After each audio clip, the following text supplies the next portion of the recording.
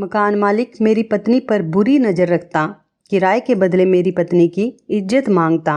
एक दिन दरवाज़ा खोलते ही अंदर का नज़ारा देख मकान मालिक मेरी बीवी पर बुरी नज़र रखता था, क्योंकि मैंने घर से भागकर एक लड़की से शादी कर ली थी और मुझे किराए के घर पर रहना पड़ा था। उसने जब मेरी बीवी को देखा तो उसकी नीयत खराब हो गई।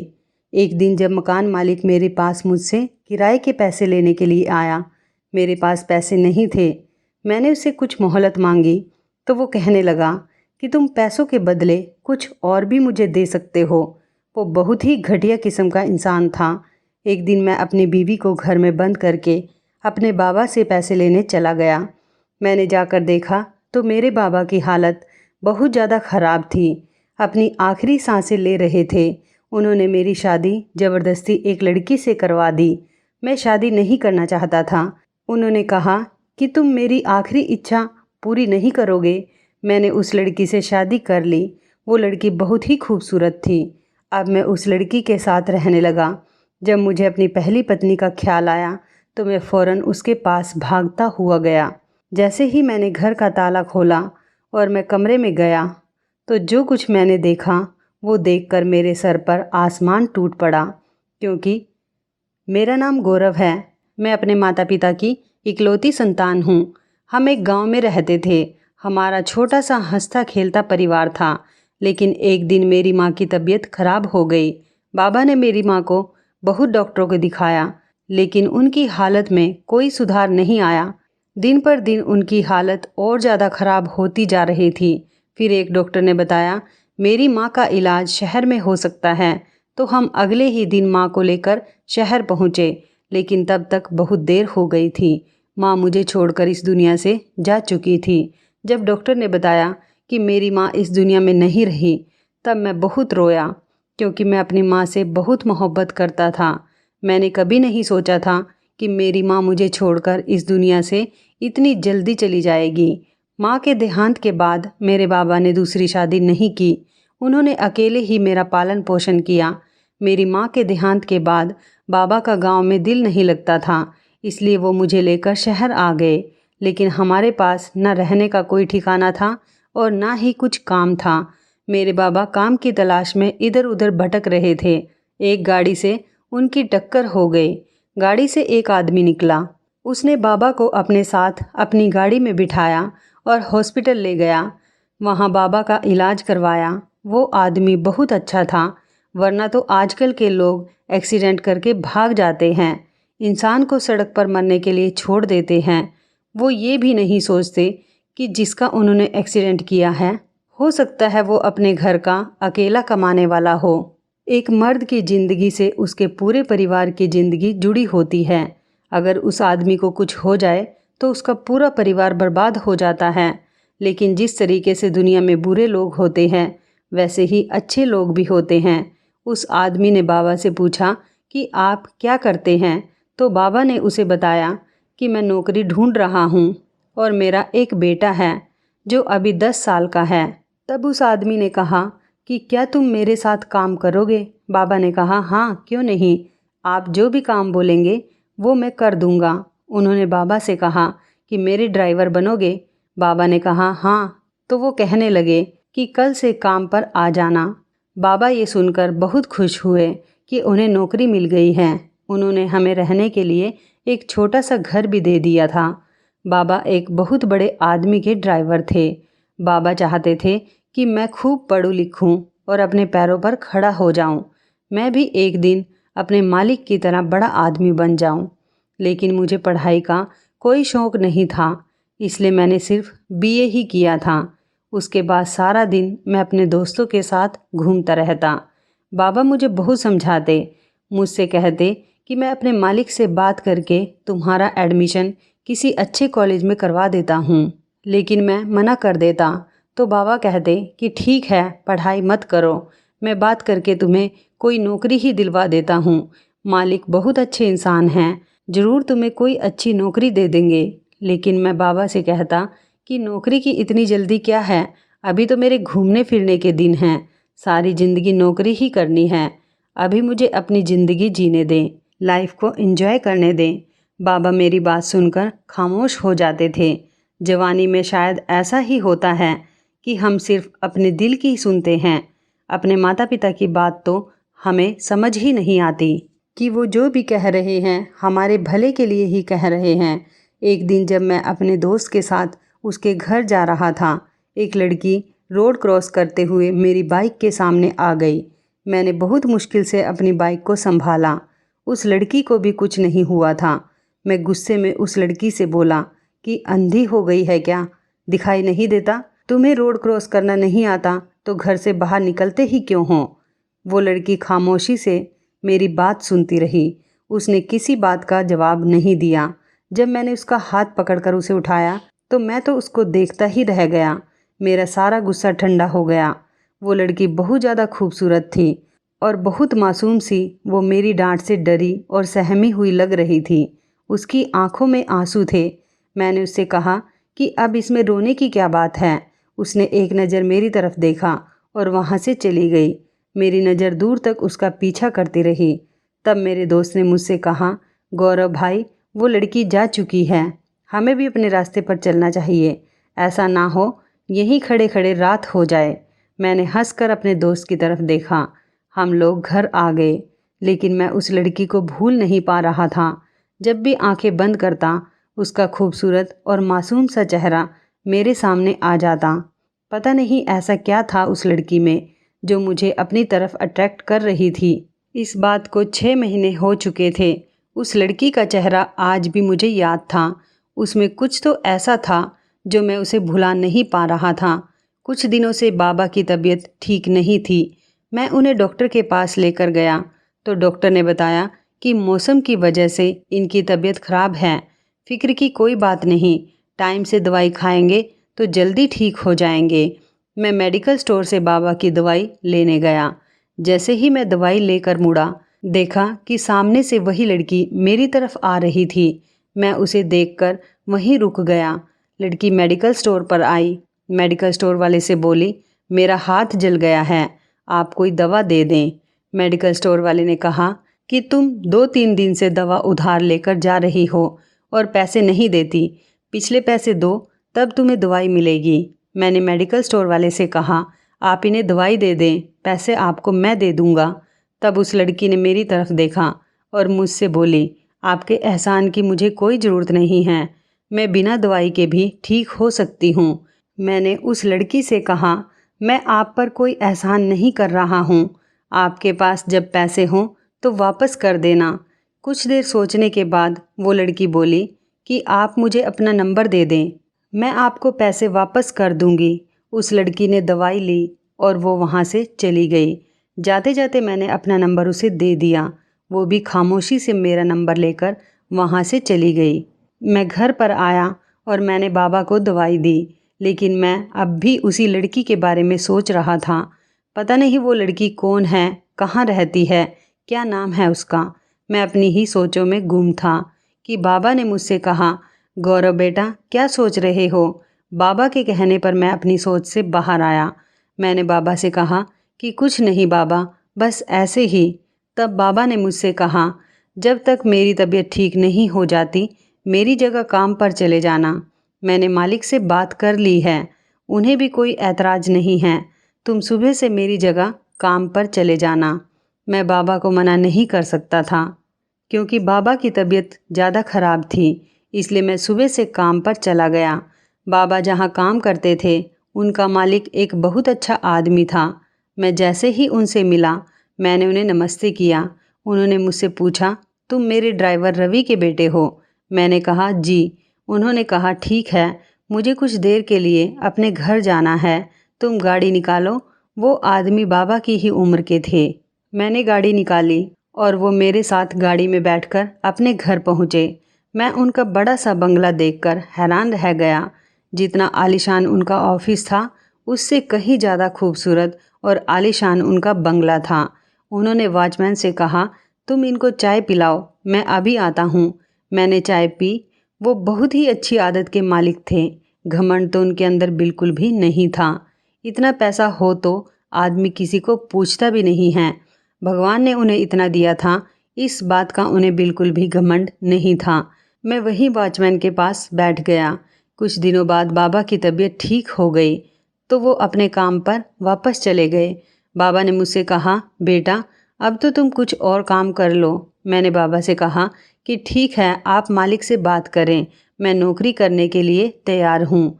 बाबा ये सुनकर बहुत खुश हुए। मैं अपने कमरे में आराम करने के लिए आ गया। अभी मैं लेटा ही था कि मेरे फ़ोन पर रिंग बजी। मैंने फ़ोन रिसीव किया तो सामने से कोई नहीं बोला। मैंने फ़ोन काट दिया। फिर दोबारा मेरे फ़ोन की रिंग बजी। मैंने फ़ोन उठाया और ज़ोर से बोला कि जब बोलना नहीं होता तो फ़ोन क्यों करते हो। सामने से एक लड़की की आवाज़ आई। उसने कहा कि मैं हूँ। मैंने कहा, कौन मैं? तब उसने बताया कि मैं हूँ जिसे आपको पैसे वापस करने थे। मैंने उसे पूछा कि कौन से पैसे? उसने कहा, उस दिन मेडिकल स्टोर पर आपने मेरी दवा के पैसे दिए थे और कहा था कि जब मेरे पास पैसे हों तो मैं आपको इस नंबर पर कॉल करके पैसे वापस कर दूं। तब तो मैंने उसकी बात का कोई जवाब नहीं दिया। फिर थोड़ी देर बाद बोला कि मुझे पैसे वापस नहीं चाहिए, आप रहने दें, आपको पैसे के लिए परेशान होने की ज़रूरत नहीं है। उस लड़की ने मुझसे कहा कि मैं आपको जानती भी नहीं हूँ, ऐसे में आपके पैसे अपने पास नहीं रख सकती। मैंने उससे कहा कि कोई इतनी बड़ी रकम तो है नहीं, सिर्फ 300 रुपये ही तो हैं और आप फिक्र मत करिए, मुझे इन पैसों की कोई ज़रूरत नहीं है। हम लोग बात कर ही रहे थे, इतनी देर में पीछे से आवाज़ आई, कहाँ मर गई कामचोर, तुझे तो बस काम से भागने का बहाना चाहिए। लड़की ने घबराकर कॉल काट दी। जब से उसने फ़ोन काटा था मैं उसी के बारे में सोच रहा था, थोड़ा बहुत परेशान भी था। मैं बार बार अपने मोबाइल की तरफ देख रहा था कि शायद वो लड़की मुझे अब कॉल करे, लेकिन उसकी कोई कॉल नहीं आई। फिर कुछ दिनों बाद खुद ही मैंने उसे कॉल की, लेकिन फ़ोन रिसीव नहीं हुआ। मैंने दोबारा उसका नंबर लगाया। इस बार फ़ोन रिसीव हो गया। फ़ोन पर वही लड़की थी और मैंने उससे पूछा कि उस दिन क्या हो गया था, तुमने फ़ोन क्यों काट दिया था? मुझे तुम्हारी फ़िक्र हो रही थी। मैंने सोचा तुम्हें कॉल करके पूछ लूँ सब ठीक तो है। मुझे उसकी सिसकियों की आवाज़ आई। मुझे लगा कि वो रो रही है तो मैंने उससे पूछा कि क्या बात है, तुम रो क्यों रही हो? उसने एकदम फ़ोन काट दिया। मैंने फिर से उसका नंबर लगाया तो उसका फ़ोन बंद जा रहा था। मुझे अपने कमरे में बेचैनी सी हो रही थी, इसलिए मैं बाहर आकर टहलने लगा। जब बाबा ने मुझे टहलते हुए देखा तो वो मेरे पास आए और मुझसे पूछने लगे कि क्या हुआ, कोई परेशानी है क्या? मैंने उनसे कहा कि नहीं बाबा, कोई बात नहीं है। बाबा ने मुझसे कहा कि अगर कोई बात है तो मुझे बताओ, मैं तुम्हें इतना परेशान नहीं देख सकता। मैंने कहा ठीक है बाबा, अगर कोई बात होगी तो मैं आपको बता दूंगा। फिर बाबा अपने कमरे में सोने चले गए। मुझे नींद नहीं आ रही थी, मेरी आंखों से तो जैसे नींद उड़ गई थी। मैं अपनी बेचैनी को समझ नहीं पा रहा था। मैं सोच रहा था कि पता नहीं मैं क्यों उस अनजान लड़की के लिए इतना परेशान हो रहा हूँ। फिर एक दिन उसने मुझे कॉल की, मुझे मिलने के लिए बुलाया। मैंने उससे मिलने के लिए हाँ कर दी और उसकी बताई हुई जगह पर चला गया। जब मैं उसके पास पहुँचा तो उसके हाथ में एक बैग था। मैंने उससे पूछा कि आप कहाँ जा रही हैं? उसने मुझसे कहा, मुझे आपकी मदद चाहिए, क्या आप मेरे लिए कुछ कर सकते हैं? मैंने कहा हाँ बिल्कुल, क्यों नहीं। तब उसने मुझसे कहा कि मैं अपना घर छोड़कर आई हूँ। ये कहते ही वह रोने लगी। फिर मुझसे बोली कि आप मुझसे शादी कर लीजिए, मैं आपको तंग नहीं करूँगी, आपसे कभी कुछ नहीं मांगूंगी, जहाँ आप रखेंगे, जिस हाल में रखेंगे रह लूँगी, कभी किसी तरीके की कोई शिकायत नहीं करूँगी। मैं उसकी ये बात सुनकर खामोश हो गया। मुझे समझ में नहीं आ रहा था कि मैं उसकी इस बात का क्या जवाब दूँ। उस लड़की ने मुझसे कहा कि मैं जानती हूँ कि आप सोच रहे होंगे पता नहीं कैसी लड़की है, खुद ही मुझसे शादी के लिए कह रही है, जबकि आप मेरे बारे में कुछ भी नहीं जानते, ना ही मैं आपको जानती हूँ। वो लड़की बहुत ज़्यादा रो रही थी, लेकिन मुझसे उसके आंसू देखे नहीं जा रहे थे। बहुत मासूम और सीधी सादी लड़की थी। शायद मैं उससे मोहब्बत करने लगा था, इसलिए मैं उसे रोता हुआ नहीं देख सकता था। मैंने उससे कहा कि तुम परेशान ना हो, मैं तुमसे शादी करने के लिए तैयार हूँ। मैं उस लड़की को लेकर दूसरे शहर चला गया। वहाँ मैंने एक किराए का मकान ले लिया।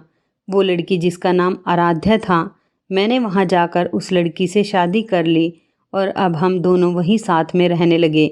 एक दिन उसने कहा, आज मैं आपको अपने बारे में सारी सच्चाई बताना चाहती हूँ।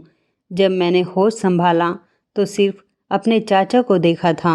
मेरे माता पिता के बारे में मुझे कुछ भी पता नहीं था कि वो कौन हैं और उनकी मौत कैसे हुई।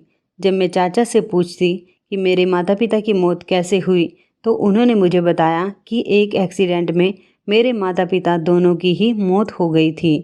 तब तुम 1 साल की थी। तब से तुम्हारी जिम्मेदारी मेरे ऊपर आ गई और तब से ही मैं तुम्हें संभाल रहा हूँ।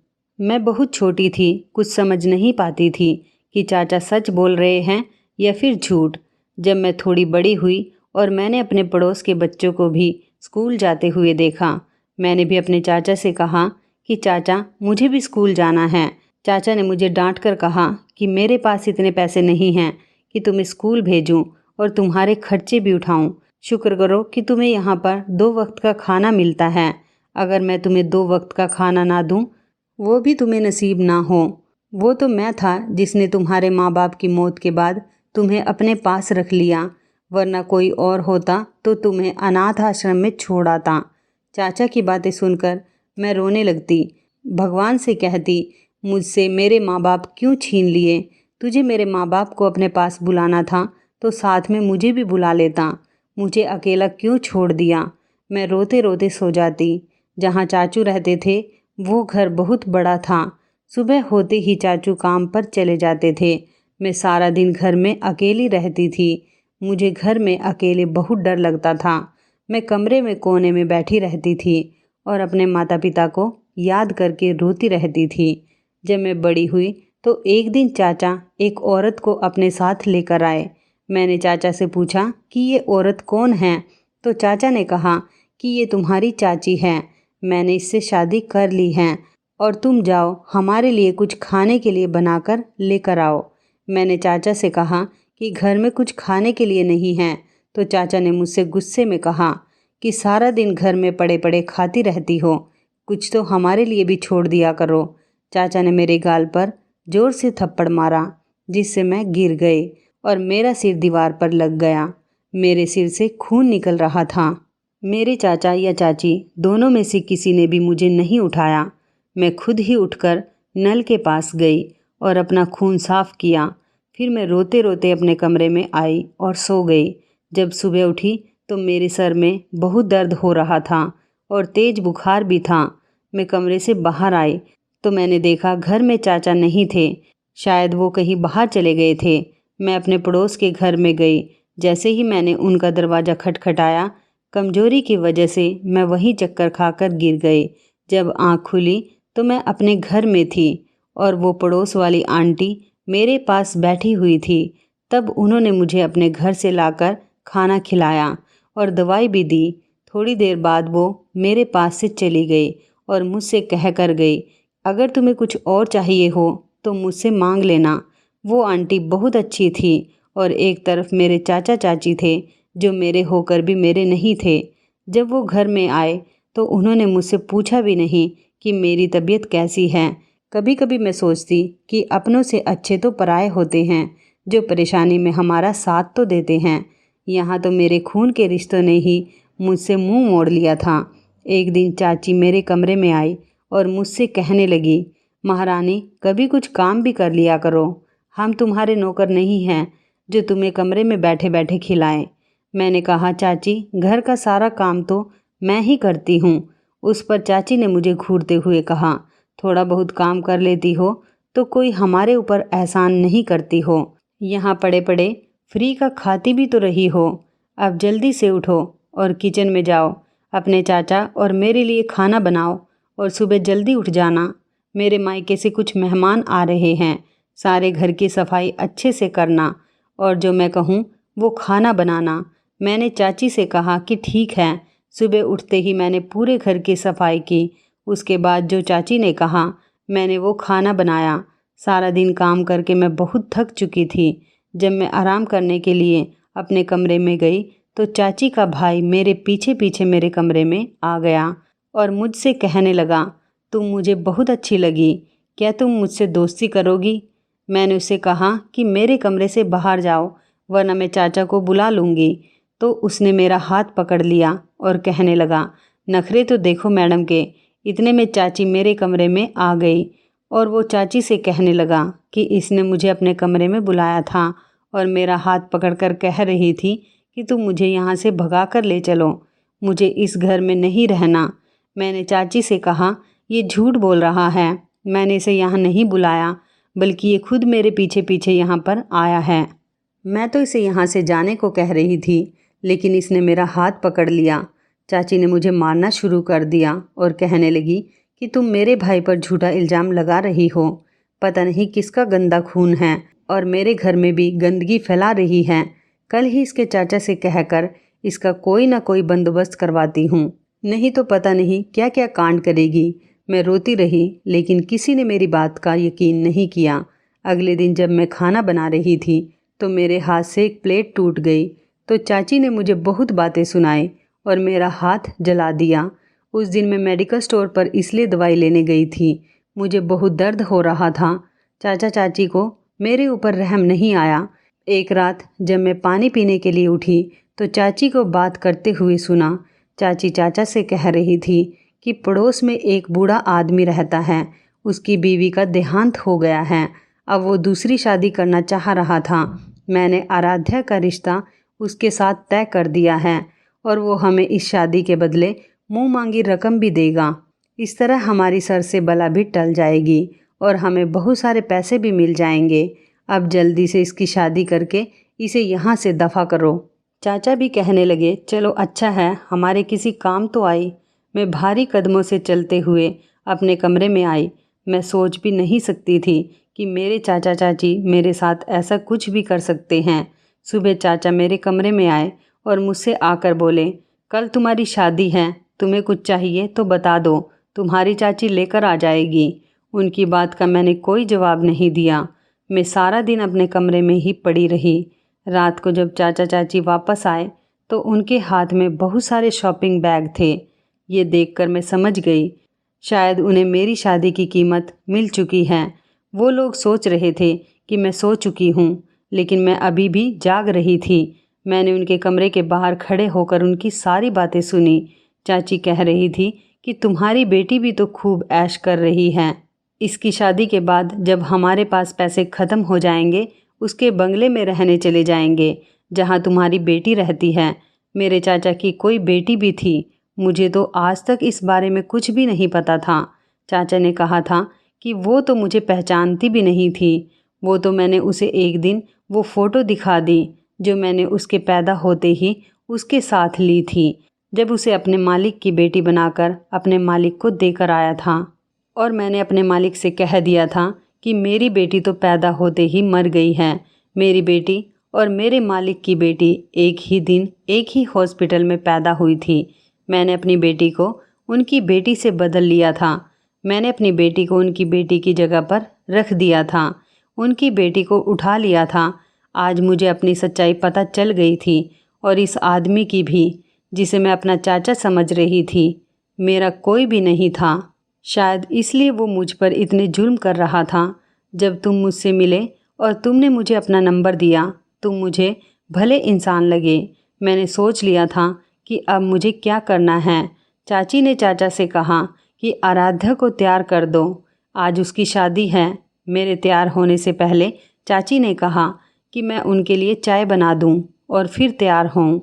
मैंने उनकी और चाचा की चाय में नींद की गोलियां मिला दी। चाय पीते ही वो सो गए और मैं अपना सारा जेवर और पैसे लेकर वहाँ से भाग कर आ गई और फिर मैंने तुम्हें फ़ोन करके मिलने के लिए बुलाया। आराध्या मुझे ये बातें बताते हुए बहुत रो रही थी। अब मैं उसके बारे में सब कुछ जान चुका था। मैं सोच रहा था कि कोई इतना लालची कैसे हो सकता है कि अपनी संतान के सुख के लिए दूसरे की संतान का सुख कैसे छीन सकता है। मैंने आराध्या को चुप कराया और उससे कहा कि तुम फिक्र मत करो, अब मैं तुम्हारे साथ हूँ। उसके चेहरे पर भी एक सुकून था, क्योंकि उसका दिल भी हल्का हो चुका था। हमें शहर छोड़े हुए 4 महीने हो गए थे। जो कुछ हमारे पास था सब खत्म हो गया था। हम दोनों ने छुपकर शादी तो कर ली थी। आराध्या जो पैसा लेकर आई थी, कुछ महीने तक तो उससे हमारा गुजारा हो गया था, मगर अब हमारे पास पैसे ख़त्म हो गए थे। मैं बहुत परेशान था। मकान मालिक भी रोज़ किराया लेने के लिए आता था। उसको देने के लिए मेरे पास पैसे नहीं थे। वो मेरी बीवी पर गलत नज़र रखता था। जब मैं उससे कुछ मोहलत मांगता तो वो मुझसे कहता कि पैसों के बदले वो कुछ और भी ले लेगा। मुझे उसकी ये बात सुनकर बहुत गुस्सा आता। एक दिन मैंने सोचा क्यों ना मैं अपने बाबा के पास जाऊं, वो ज़रूर मेरी कुछ न कुछ मदद करेंगे। मैंने अपनी पत्नी को घर में बंद करके बाहर से ताला लगा दिया। मैं बाबा के पास आ गया। बाबा मुझे देखते ही बहुत खुश हो गए और उन्होंने मुझे वापस नहीं आने दिया। उन दिनों वो बहुत बीमार थे। मैं इस हालत में उन्हें छोड़कर वापस नहीं जा सकता था। उन्होंने ज़बरदस्ती मेरी एक लड़की से शादी करवा दी। मैं उस लड़की से शादी करना नहीं चाहता था, लेकिन बाबा ने मेरी एक नहीं सुनी और मेरी शादी करवा दी। इसी तरह 1 साल गुजर गया। मुझे अपनी पहली पत्नी का ख्याल आया तो मैं उसी रात उसके पास भाग कर गया और जैसे ही मैंने अंदर कदम रखा, अंदर का नज़ारा देखकर मेरे पैरों तले ज़मीन निकल गई। अंदर मेरी बीवी के साथ एक छोटा सा बच्चा सो रहा था। आराध्या ने मुझे देखते ही मुझसे पूछा, तुम कहाँ थे? मुझे छोड़कर कहाँ चले गए थे? क्या तुम्हें मेरा बिल्कुल भी ख्याल नहीं आया? मैंने आराध्या से पूछा, आराध्या ये बच्चा किसका है? उसने हैरत से मुझे देखा और कहने लगी, किसका हो सकता है ये बच्चा? तुम्हारा ही है। जब तुम मुझे छोड़कर गए थे तब मैं प्रेग्नेंट हो चुकी थी। तुमने तो जाने के बाद पलट कर भी नहीं देखा कि मैं किस हाल में हूँ, जिंदा भी हूँ या मर गई। आखिर तुम्हारी ऐसी क्या मजबूरी थी जो तुम पूरे 1 साल बाद वापस आए हो? मैंने रोते हुए अपने बच्चे को गोद में उठा लिया, बहुत सारा प्यार करने लगा। मैंने आराध्या से कहा कि मुझे माफ़ कर दो। फिर उसे सब कुछ बताया कि मेरे पास पैसे नहीं थे। मैं अपने बाबा से पैसे लेने गया था। जब मैं वहाँ पहुँचा तो बाबा की बहुत ज़्यादा हालत ख़राब थी। मैं उन्हें इस हालत में छोड़कर वापस नहीं आ सकता था। उन्हीं दिनों बाबा ने मेरी ज़बरदस्ती एक लड़की से शादी करवा दी। वो बाबा के मालिक की बेटी थी। मालिक के बाबा पर बहुत ज़्यादा एहसान थे, इसलिए बाबा उनसे मना नहीं कर सके और बाबा की भी हालत ऐसी नहीं थी कि मैं उन्हें कुछ बता सकता। इसलिए मजबूरन मुझे उससे शादी करनी पड़ी। उसके बाद मैं बाबा की देखभाल में लग गया। कुछ ही दिन पहले बाबा का देहांत हो गया, लेकिन बाबा ने मुझसे वादा लिया था कि मैं कभी भी उनके मालिक का साथ ना छोड़ूं। मालिक की बेटी बहुत सरफिरी और बिगड़ी हुई थी, मगर मालिक खुद बहुत अच्छे इंसान हैं। मालिक की पत्नी बहुत बीमार थी, वो हॉस्पिटल में ही थी, लेकिन उनकी बेटी को अपनी माँ का कोई ख्याल ही नहीं था। ऐसा लगता था जैसे कि वो उसकी माँ ही नहीं है। मालिक की भी अब उम्र हो चुकी है, इसलिए मुझे ही उन दोनों का ख्याल रखना पड़ता है। मालिक की बेटी भी मुझसे शादी करना नहीं चाहती थी, वो किसी और को पसंद करती थी, लेकिन मालिक ने उससे कहा कि अगर वो मुझसे शादी नहीं करेगी तो वो उसे अपनी तमाम जायदाद से बेदखल कर देंगे। शादी के कुछ दिनों बाद ही मालिक की बेटी ने मुझे घर से निकाल दिया और मालिक से कहा कि मैं खुद घर छोड़कर गया हूँ। मालिक मुझ पर बहुत ज़्यादा भरोसा करते हैं, मुझे अपना बेटा मानते हैं। मैंने एक दिन मालिक को सब कुछ बता दिया और मालिक ने मुझे माफ़ कर दिया और मुझसे कहा कि मैं अपनी पत्नी को वापस यहाँ लेकर आ जाऊँ। मैं ज़िंदगी की परेशानियों में बहुत उलझा हुआ था, तुम प्लीज़ मुझे माफ़ कर दो। आराध्या ने कहा, मैंने शादी से पहले आपसे वादा किया था, आपसे कभी कोई गिला शिकवा नहीं करूँगी। मैंने आपको माफ़ कर दिया। आपके जाने के बाद मालिक मुझे बहुत परेशान करता था, लेकिन जब एक दिन उसकी बेटी कॉलेज से वापस आ रही थी तो कुछ लड़कों ने उसके साथ गलत काम कर दिया। जब मकान मालिक को पता चला तो उसे बहुत पछतावा हुआ। उसने कहा कि शायद मेरी गलतियों का सिला भगवान ने मेरी बेटी को दिया है। मैं दूसरी औरतों की इज्जत नहीं करता था, इसलिए आज मेरी बेटी के साथ ही सब कुछ हुआ। उसने मुझसे माफ़ी मांगी, मुझे अपनी छोटी बहन बना लिया। तब से वो मेरा बहुत ख्याल रखता है। उसी ने मुझे खाने पीने के लिए दिया। मकान मालिक ने मुझसे भी माफ़ी मांगी, मैंने भी उसे माफ़ कर दिया और फिर मैं आराध्या को लेकर अपने घर वापस आ गया। एक दिन मालिक ने मुझसे कहा कि अपनी बीवी और बच्चे को लेकर उनके घर खाने पर आऊं। मैंने कहा कि मालिक, आपकी बेटी बुरा मान जाएगी। तो उन्होंने कहा, तुम उसकी फिक्र मत करो, मैं सब कुछ संभाल लूँगा। अगले दिन शाम को हम उनके घर खाने पर चले गए। मैंने मालिक से पूछा कि अब मालकिन की तबीयत कैसी है। मालिक ने कहा, चलो मैं तुम्हें उनसे मिलाता हूँ। जैसे ही मैं उनके कमरे में गया, मैं उनको देखकर हैरान रह गया, क्योंकि वो औरत तो बिल्कुल मेरी बीवी जैसी लग रही थी। आराध्या भी हैरत से मालकिन को देखने लगी। मालिक ने मुझसे पूछा कि तुम्हारी बीवी के घर वाले कहाँ हैं। मैंने मालिक को बताया कि आराध्या के माता पिता का बचपन में ही देहांत हो गया था और उसको उसके चाचा चाची ने पाला है। मालिक ने एक फ़ोटो निकाल कर मुझे दिखाई और कहा कि यही है ना तुम्हारी पत्नी के चाचा। आराध्या ने वो फ़ोटो देखा और कहने लगी कि जी हाँ, मगर आप उन्हें कैसे जानते हैं। मालिक ने बताया कि ये आदमी हमारे ऑफिस में नौकरी करता था और ये बहुत गरीब था। उसका हमारे घर में आना जाना शुरू हो गया और मैं इस पर भरोसा करने लगा, लेकिन मुझे नहीं पता था ये मेरी आस्तीन का सांप निकलेगा। एक दिन मुझे ही डस लेगा। जब मेरी बेटी पैदा हुई, यह मेरी बेटी को लेकर भाग गया। मैंने इसे बहुत ढूंढा, पुलिस थाने में भी इसकी रिपोर्ट लिखवाई, लेकिन इसका कोई पता नहीं चला। जब वो मेरे घर अपनी बेटी से मिलने आया तो मुझे देखकर छुप गया, लेकिन मैंने उसे देख लिया था। उसके बाद मैंने उसका पीछा किया और उससे पूछा कि मेरी बेटी कहाँ है जिसे तुम लेकर भाग गए थे। उसने बताया कि वो किसी लड़के के साथ भाग गई है। मैंने उससे पूछा कि कौन है लड़का और कहाँ रहता है, तो उसने कहा कि मुझे कुछ नहीं पता, मुझे सिर्फ इतना पता है कि वह इस नंबर पर किसी लड़के से बात करती थी। मैंने वो नंबर लिया और उसे पुलिस के हवाले कर दिया। जब मैंने उस नंबर का पता करवाया तो मुझे पता चला कि वो नंबर तुम्हारा है। इससे पहले कि मैं अपनी बेटी के बारे में तुमसे कुछ पूछता, तुमने खुद ही मुझे सब कुछ सच सच बता दिया कि तुमने मेरी बेटी से शादी की है। इसलिए मैंने तुमसे कहा कि तुम अपनी पत्नी को लेकर मेरे घर पर खाने के लिए आओ। आराध्या किसी और की नहीं बल्कि मेरी ही बेटी है, जिसको बचपन में ही मुझसे छीन लिया गया था। आराध्या को अपने माता पिता मिल गए थे। आराध्या उनसे मिलकर बहुत खुश हुई। वो अपने माता पिता से गले मिलकर रोने लगी। उसका चाचा जिसने धोखाधड़ी की थी वो जेल में बंद है।